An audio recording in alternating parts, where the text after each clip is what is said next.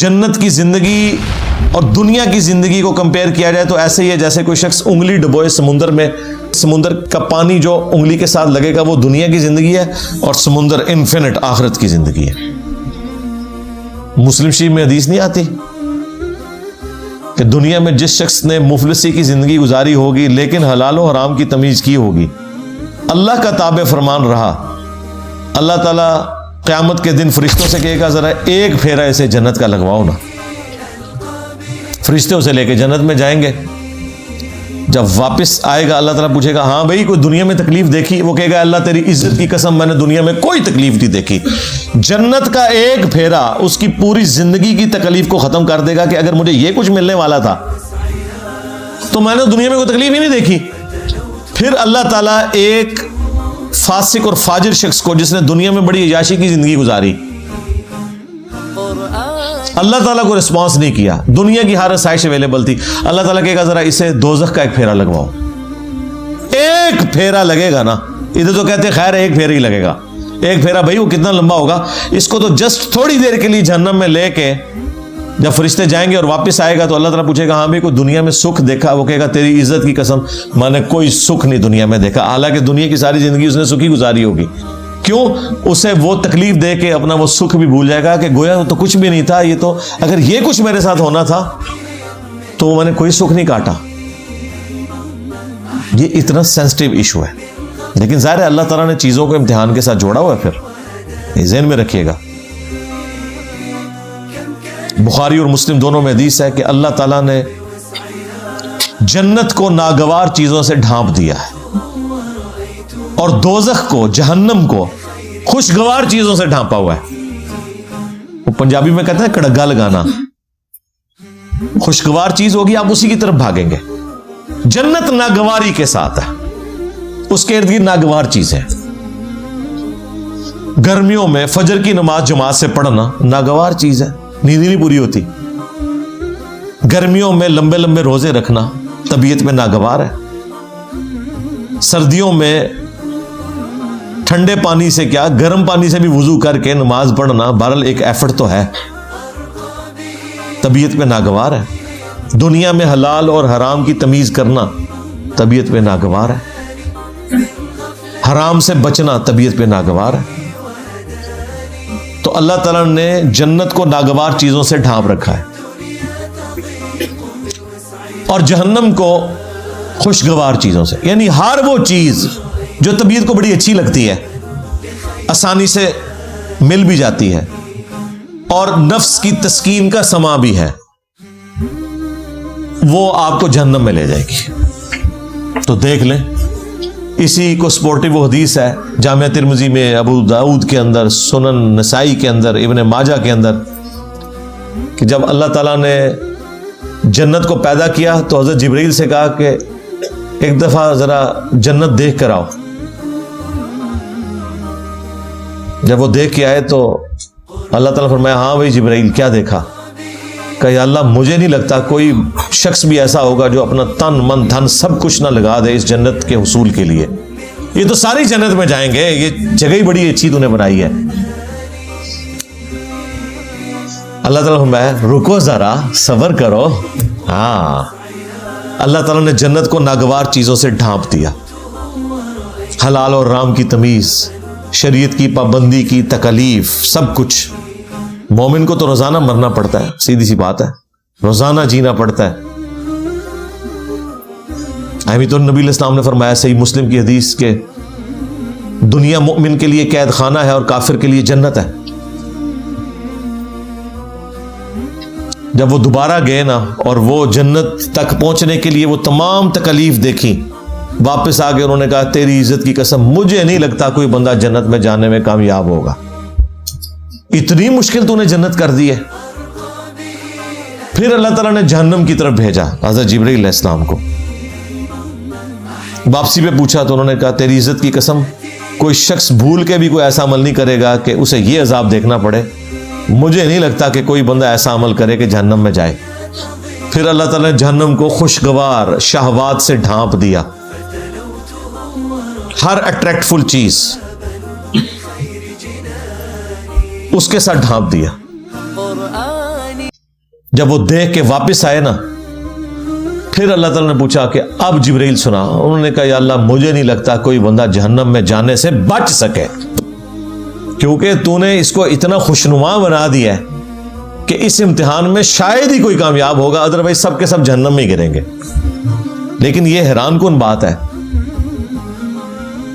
دنیا میں جتنے اعمال آپ کو جہنم میں لے جانے والے ہیں نا، جتنی خواہشات جہنم میں لے جانے والی ہیں، یہ ساری خواہشات جنت میں انعام کے طور پر ملنے والی ہیں.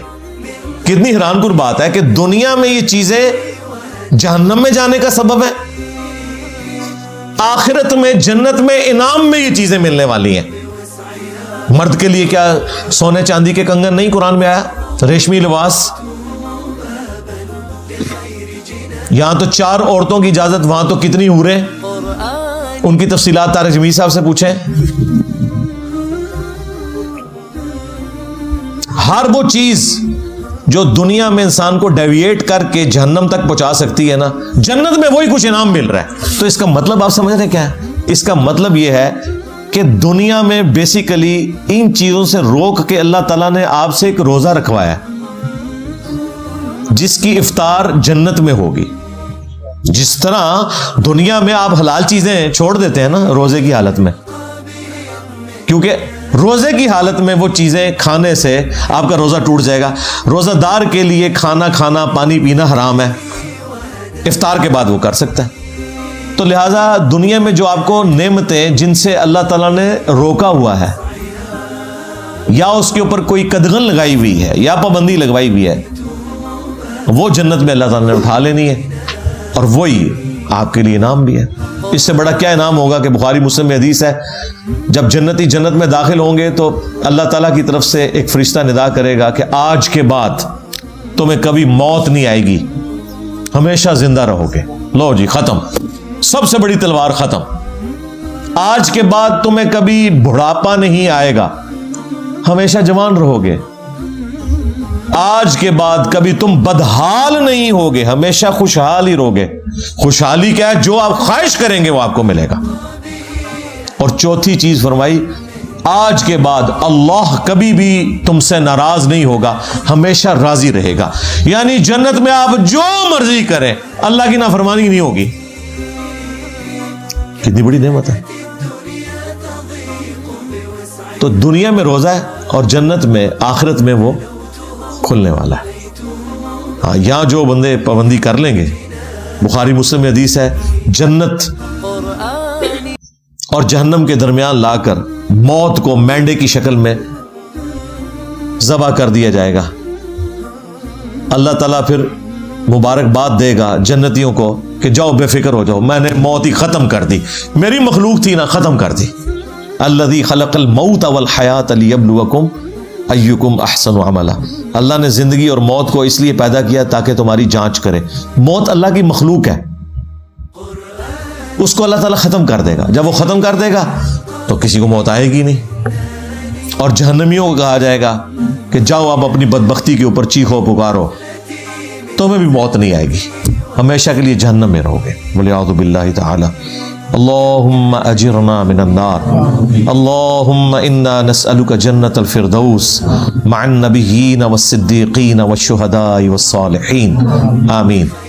تو انسان تھوڑا سا غور و تفکر کرے تو انسان کو پتہ چل جائے گا کہ کوئی اللہ تعالیٰ نے انسان کے ساتھ ظلم نہیں کیا. یہ جو آفر لگائی ہے یہ تو ہر بندے نے ویل کر لینی ہے. لہذا وہ بات شروع ہوئی تھی سورہ الاحزاب کی اس آیت سے کہ انسان ظالم تھا، جاہل تھا، اس نے انڈر ایسٹیمیٹ کیا، لیکن جب کامیاب ہو جائے گا پھر اسے کہا جائے گا بھائی مبارک ہو، فرشتے جنت کے دروازوں پہ استقبال کر رہے ہوں گے. تو یہ اللہ کے پلان کا حصہ تھا، اس لیے اللہ تعالیٰ نے آن کیا. پھر دیکھیں اللہ تعالیٰ نے اپنے پیغمبروں کو بھیجا، ان کے ساتھ کتابیں نازل کی تاکہ انسان کو اس ہدایت کے سفر پہ چلنا آسان ہو جائے.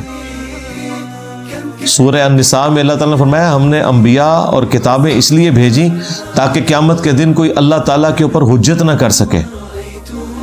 انبیاء اور کتابوں کے آ جانے کے بعد یعنی حالانکہ اللہ تعالیٰ اس چیز کا پابند نہیں تھا، پھر بھی اس کی شفقت ہے. نور علی نور اس نے کیا ہے. ایک ہماری انسٹنکٹ میں اچھائی اور برائی کی تمیز ڈال دی. ہر شخص جھوٹ بولنے کو برا اور سچائی کو اچھا سمجھتا ہے، چاہے اس کے پاس نبیوں کی تعلیمات نہ بھی پہنچی ہو. ہاں جب نبیوں کی تعلیمات آ جاتی ہیں وہ نور علی نور، نور کے اوپر نور ہو جاتا ہے، پھر تو ہر چیز کھل کے سامنے آ جاتی ہے. اس کے باوجود کوئی شخص جہنم میں چلا جائے تو اس کے اپنے اعمال ہیں. اللہ تعالیٰ نے انسان کے اوپر ظلم نہیں کیا. انا ہدیناہ السبیل اما شاکرا و اما کفورا. ہم نے ہدایت کا راستہ واضح کر دیا، چاہو تو شکر گزاری کی روش اختیار کرو اور چاہو تو ناشکری کی، تمہاری اپنی مرضی ہے. لیکن اس کا یہ مطلب نہیں ہے کہ جو اللہ نے یہ آفر دیے تو اس کا مطلب ہے کہ اللہ تعالیٰ بے پرواہ ہے اس معاملے میں، جو مرضی کرتے رہو. نہیں، اللہ تعالیٰ اپنے تابع فرمان بندوں کو جنت میں پھر بھیجے گا اور جو نافرمان ہے انہیں جہنم میں بھیجے گا. یہ کوئی نہیں کہہ سکتا کہ میری تقدیر میرے اوپر غالب آ گئی. نہیں، اللہ تعالیٰ نے بالکل واضح فرما دیا ہے سورہ الزمر کے اندر. اور میں تو اس آیت کو سورہ الزمر سورت نمبر 39 کی آیت نمبر 7 ہے، میں اسے کہتا ہوں یہ مسئلہ تقدیر کو حل کرنے والی ہے. جو لوگ تقدیر کا سہارا لیتے ہیں نا اپنی برائی کے اوپر پردہ ڈالنے کے لیے، اللہ تعالیٰ کے کھاتے میں ڈال دیتے ہیں، ان کے لیے شرم کا مقام ہے. اللہ تعالیٰ نے کس طرح قرآن پاک میں آیات کھول کے بیان کی ہیں. سورہ الزمر سورت نمبر 39 آیت نمبر 7، ان تکفروا فإن اللہ غنی عنکم. اگر تم کفر کی روش اختیار کرو گے، ناشکری کرو گے، تو جان لو بے شک اللہ تعالیٰ بے پرواہ ہے تم سے. یہ نہیں ہوگا کہ تمہاری ناشکری کرنے سے، تمہاری نافرمانی کرنے سے، تمہارے بے نمازی رہنے سے کوئی اللہ تعالیٰ کو نقصان ہو رہا ہے، کوئی اس کی کوئی کوالٹیز میں کوئی نقص آ جائے گا. نہیں. وَلَا يَرْضَى لِعِبَادِهِ الْكُفْرَ. لیکن یاد رکھنا اللہ اپنے بندوں سے کفر کے لیے راضی نہیں ہے. اگرچہ اس نے کھلی چھٹی دی ہوئی ہے، وہ تو بے پرواہ ہے، لیکن راضی نہیں ہوگا. وَإِن تَشْكُرُوا يَرْضَهُ لَكُمْ. اور اگر تم شکر گزاری کی روش اختیار کرو گے پھر ہی وہ تم سے راضی ہوگا، اسی میں وہ تم سے راضی ہے. لہذا یہ جو ہم کہتے ہیں نا اللہ کو کوئی پرواہ نہیں ہے، مراد یہ نہیں کہ جو مرضی کرتے رہو. مراد یہ کہ اللہ کو فرق نہیں پڑے گا لیکن تسی مارے گئے. کہتے ہیں جی اللہ نو ساڑیاں نمازاں چاہیے. بھئی اللہ کو نہیں چاہیے، تمہیں چاہیے نمازیں. اللہ نے تو کہہ دیا مجھے فرق نہیں پڑتا، لیکن تو گیا اگر تو میرا نافرمان ہوا. اور اس سے یہ بات بھی کلیئر ہوئی کہ جو یہ اکثر جملہ بولا جاتا ہے نا کہ دنیا میں جتنے بھی کام ہو رہے ہیں یہ اللہ کی مرضی سے ہو رہے ہیں، یہ بالکل غلط جملہ ہے. دنیا میں سارے کام اللہ کی مرضی سے نہیں ہو رہے. کیا شرک، کفر، بدکاری اللہ کی مرضی سے ہو رہی ہے؟ نہیں. اللہ کی مرضی تو اللہ نے کہہ دیا کہ میری مرضی کیا ہے، وَلَا يَرْضَى لِعِبَادِهِ الْكُفْرَ. میں ناشکری کی روش اپنے بندوں کے لیے پسند نہیں کرتا، میری کوئی مرضی نہیں اس میں. اللہ کی اجازت سے سب کچھ ہو رہا ہے، پکڑے گا نہیں. جس نے اذان کی آواز میں مسجد میں جانا ہے جائے، جس نے نہیں جانا اس کے پاؤں زمین میں نہیں دھسیں گے. اجازت ہے، جو مرضی کرو، لیکن آخرت میں پکڑ لے گا. مرضی یہ نہیں ہے کہ جو مرضی کرو، مرضی یہی ہے کہ پیغمبروں کی پیروی کرو، کتابوں کے پیچھے چلو. وَإِن تَشْكُرُوا يَرْضَهُ لَكُمْ. اور اگر شکر گزاری کی روش اختیار کرو گے تو اللہ تعالیٰ اپنے بندوں سے یہی پسند کرتا ہے. وَلَا تَزِرُ وَازِرَةٌ وِزْرَ أُخْرَى. اور جان لو کہ کوئی جان دوسری جان کا بوجھ قیامت کے دن نہیں اٹھائے گی. تم لاکھ کہتے رہو کہ عبد القادر جیلانی ہمیں جنت میں لے جائیں گے، سرکار ایسا ہو ہی نہیں سکتا. جب نبی الاسلام اپنی بیٹی خاتون جنت کے بارے میں یہ کہہ رہے ہیں نا کہ میری بیٹی فاطمہ میرے مال سے جو لینا ہے لے لے، اگر اللہ کے حضور پکڑی گئی تو میں تیرے کچھ کام نہیں آؤں گا. اگر سیدہ فاطمہ کا یہ سٹیٹس ہے تو بابے شاہی کوئی نہیں. ہاں، فاطمہ کے جیسا ہے ہی کوئی نہیں. تیرا بابا تے شاہی کوئی نہیں. بابے کا نام نہیں لیتے، ہو سکتا ہے بابے نے بیچارے نے نہ کہا ہو. یہ بھی ہو سکتا ہے نا. کہا ہوا تو پھنس جائے گا، نہ کہا ہوا تو بچ جائے گا. ہمیں تو کسی بابے سے کوئی انٹرسٹ نہیں. ثم الی ربکم مرجعکم. اس کے بعد تمہیں لوٹ کر اپنے رب کے پاس جانا ہے. فینبئکم بما کنتم تعملون. تو وہ تمہیں پھر خبر دے دے گا جو کچھ تم دنیا میں کیا کرتے تھے. इन्नहु अलीमुम बिदात सुदूर, बेशक वो तो सीनों के छुपे हुए राजों का भी जानने वाला है। अल्लाहुम्मा हासिबना हिसाबन यसीरा, आमीन। गिरफ्त पे आ जाए तो वो सूरह अल मोमिन में आए कि वो आंखों की खयानत को भी जानता है। आंख से भी किसी ने कोई खयानत की है, बदनिगाही की है, या इसके जरिए किसी को नुकसान पहुंचाने की कोशिश की है, वो अल्लाह ताला उसको भी जानने वाला है। वलियाज़ु बिल्लाहि ताला। तो ये मामला बिल्कुल क्लियर है। फिर एक और आयत है मसला तकदीर के हवाले से, वो भी कमाल है, सूरह ताहा। उसमें अल्लाह ताला ने एंड पे जाके इस हवाले से अकीदा क्लियर किया है। जो इन लोगों का ये वतीरा बन चुका है ना कि हर चीज़ तकदीर के ऊपर डालते हैं, वो अल्लाह ताला ने स्टेटस क्लियर कर दिया है। और कहते नहीं हमारी तो किस्मत थी, हम बदबख्त निकले। अल्लाह ने बताया कि बदबख्त कौन है? बदबख्त वो नहीं है जो अपनी मर्जी से अल्लाह रसूल का रास्ता इख्तियार करता है। बदबख्त वो है जो अपनी मर्जी से अल्लाह और उसके रसूल की नाफरमानी करता है और फिर वो बदबख्ती का मुस्तहिक हो जाता है।